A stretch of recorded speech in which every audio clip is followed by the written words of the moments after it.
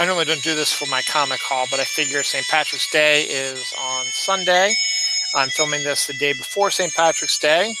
So I figure why not get into this, and I won't post it till St. Patrick's Day. So, hey, give you people a reason who are celebrating St. Patrick's Day to watch my show, The Comic Haul, featuring Dylan Lang. This is St. Patrick's Day music by Derek and Brandon Fletcher. And I just used this on my Dylan Knows show, which I just did live also not too long ago. But I figured since I'm down here now, I finished early. And there's a lot of comics, and I was a little off last week, so I didn't do a comic haul last week, but I'm going to do a double this week, and we'll try to get back to normal on this. So we'll just start with the stuff that came out last week. So this stuff is a week old, not a lot.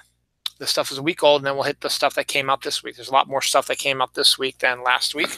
So we'll cover these ones that came out last week first, just to get them out of the way.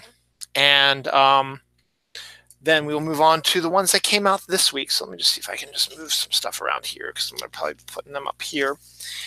Put this down here. There we go. All right. So these books came out last week on the week of March 6th.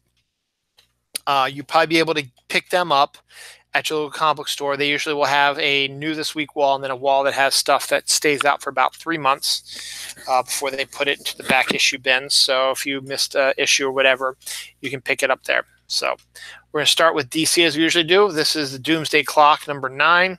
We finally get to know what Dr. Manhattan's plan is. It's written by Jeff Johns with art by Gary Frank, I think, is the artist on this one, I think. Yep, Gary Frank. So you've got the heroes going ready to go in to attack Dr. Manhattan and to find out what's going on. And you get a little more history about what's going on with Firestorm. So this has been an okay series. I'm not the biggest fan of it. I mean, it's had its moments, but still it just seems superfluous. It doesn't really seem necessary, like it needs to be here, actually, or to be an actual part of the DC universe, so we'll see. Also last week we had Green Lantern number 5, written by Grant Morrison, with art by Liam Sharp. Grant Morrison always writes really bizarre type stories, and this hasn't been any different.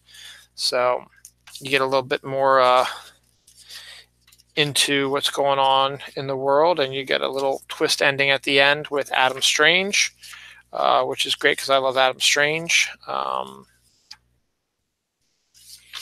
So hopefully something will be okay with that. Next up, we have Batman number 66. Finally, after the finally after the crossover with the Flash, we're back to Tom King's storyline. This is Continuing Nightmares, but this one focuses on Selina having a conversation with the Question, and the Question explaining what's going on with Batman and trying to figure out what's going on. It's drawn by Jorge Fornes.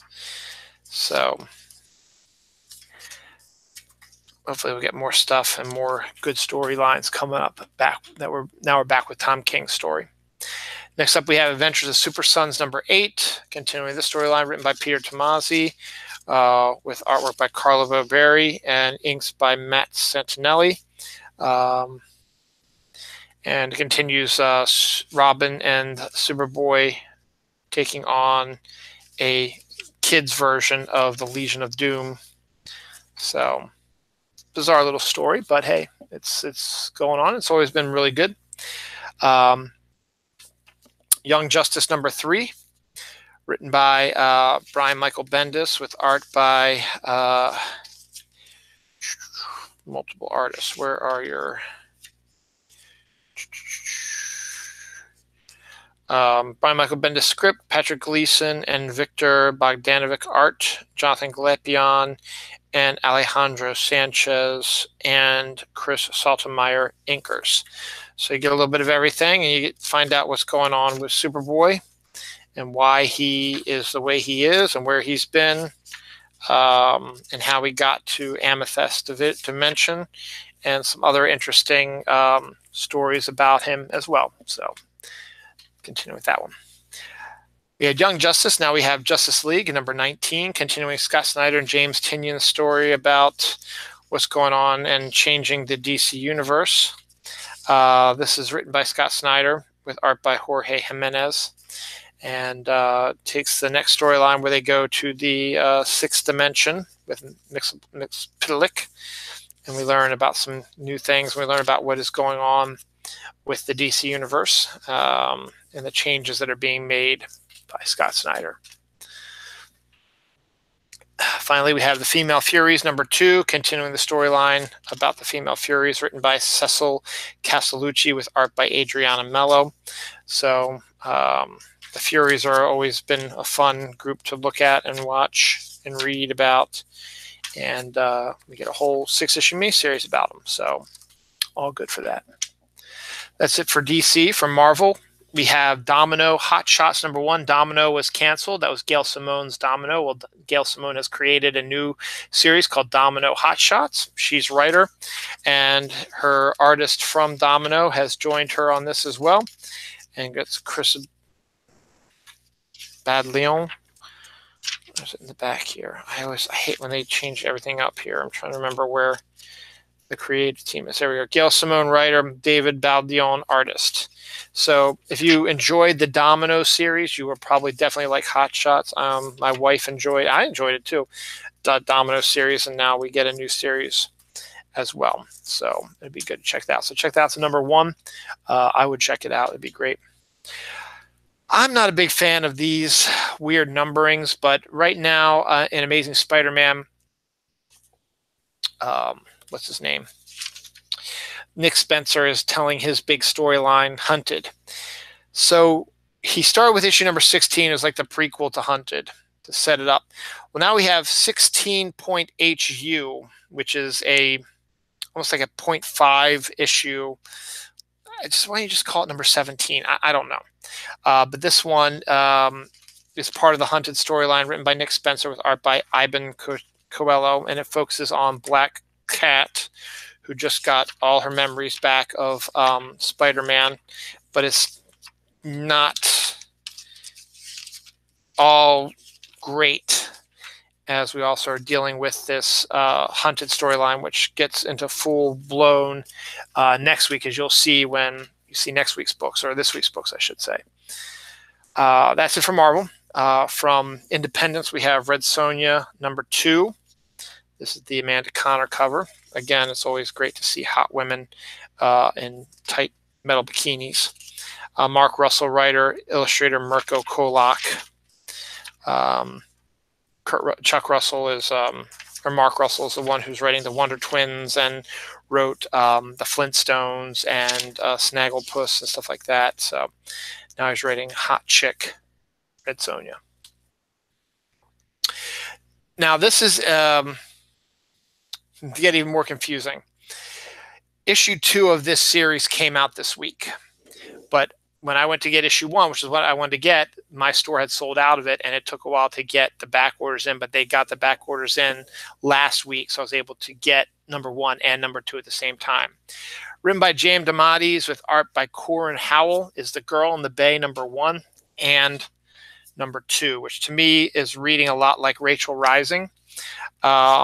But it's about a girl who dies, who gets killed and thrown into the bay, and comes back to life and comes out to revenge her death. And there's more to it than all that, but that's what's going on with that. So I got the first issue because I love James DeMatteis, and he's always fun to read stuff. And here's the most recent issue, number 2. So 1 and 2 should be available for you.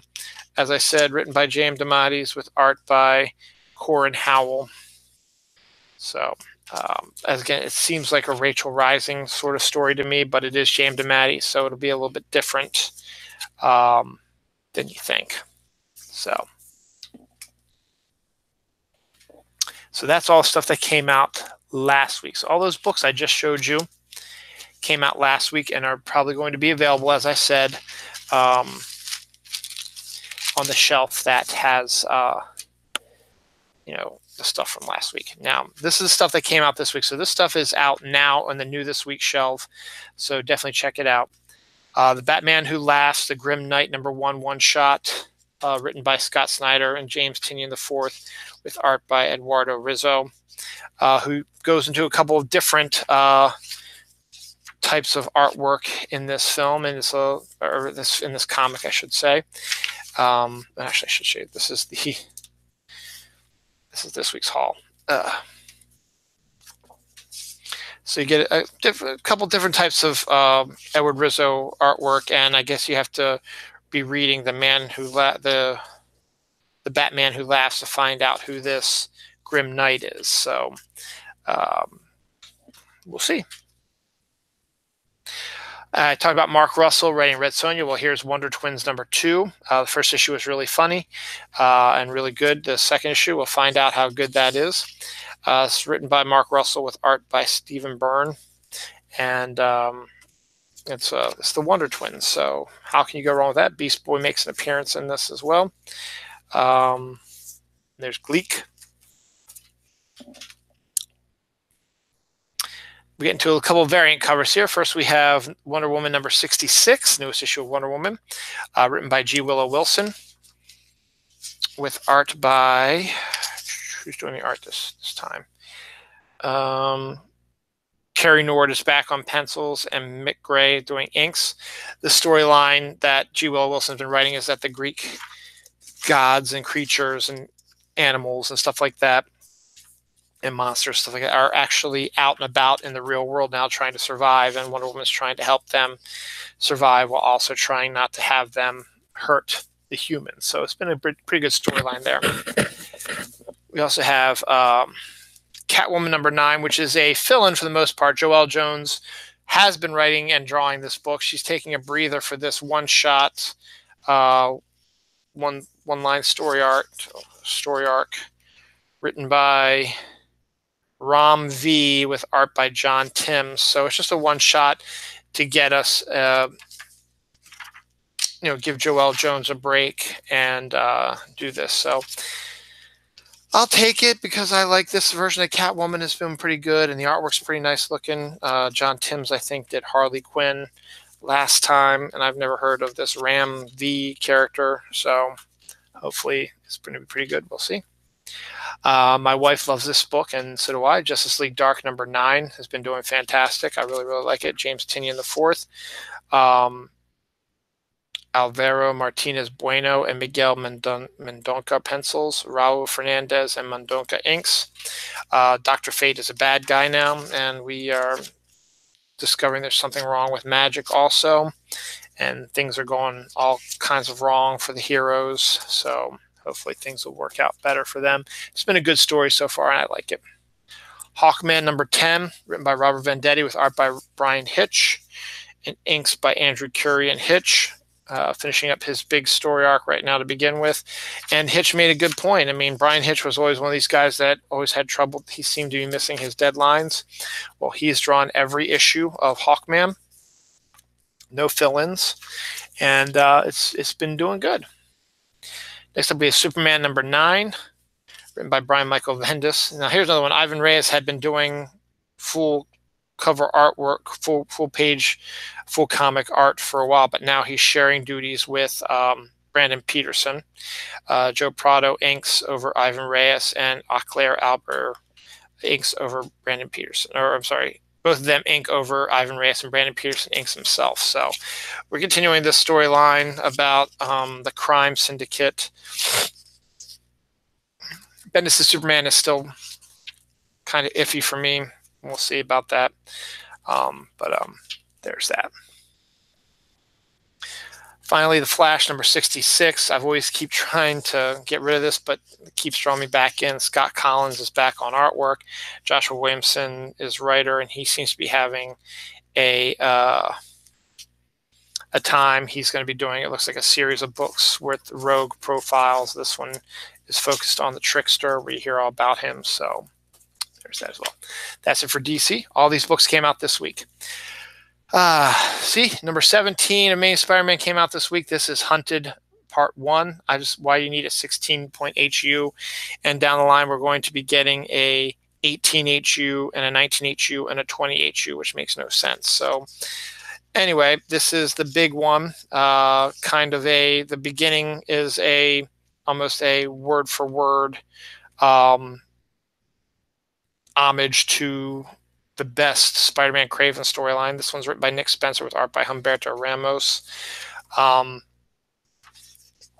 And it's a different type of story that they're doing, where instead of Kraven killing Spider-Man, burying him, and becoming him, he's actually throwing Spider-Man into Central Park with all of his villains trying to kill him. He's going to have to survive. So that's what that's all about. It's basically the Hunger Games with Spider-Man and hit against his villains.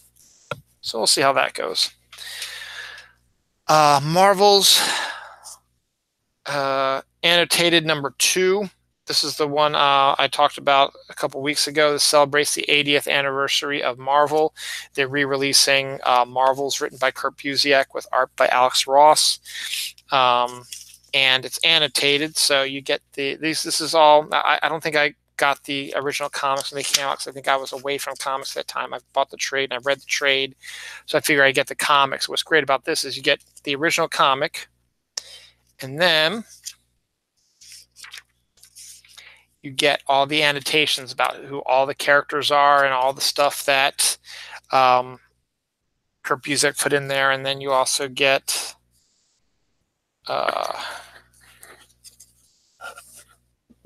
behind the scenes stuff and things like that, and then the Marvel's proposal, if you're interested in that type of stuff, the full breakdown of the script and stuff. So you get a lot of different behind the scenes stuff if you're interested in checking it out, and then covers and stuff like that. So definitely worthwhile if you hadn't ever read Marvels, and if you want to get the trade, that's great. But if you want to get the individual books, it's only 4 books, and I figure I'll splurge for them.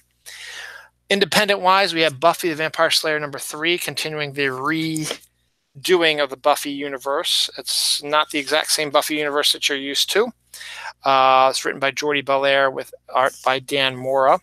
Instead of Angel being the vampire that Buffy runs into, it's actually Spike. Willow and Xander are a little bit different characters. Willow was already, I think, into magic at this time and was already, I think, a lesbian at this time. We get a little bit of Drusilla in here, who's a little bit different than you expect, and stuff like that. So it's a different take on Buffy, and an alternate reality Buffy thing is pretty cool. Prodigy number 4, continuing the Mark Millar Netflix comic. Raphael Albuquerque doing the artwork on this one. It's about a guy who is a prodigy at everything, as he gets paid by various people to do crazy things, and he can do it because he's smart. Animosity number 19, Marguerite Bennett, creator and writer, Elton Tomasi, artist. We have the next storyline of Animosity here, continuing the story about animals who have become sentient and turned it into a post-apocalyptic world where the animals and humans try to live together in peace. And finally, we have Cullen Bunn and Juan Doe's Dark Arc number 15, continuing their story about a separate arc that had all the 2 of every evil thing on it as well. So there's that. All that stuff came out this week. These books you can get from the New This Week pile, and the books I showed you earlier are from the last week's pile. So do yourself a favor. If you don't have anything going on for St. Patrick's Day, go to your local comic book store and pick up some new comics, maybe some of the ones that you saw that I showed you, and go enjoy yourself and have a good St. Patrick's Day. Go buy comics, read comics. Bye. And go see Captain Marvel. Did $455 million last week. See it again.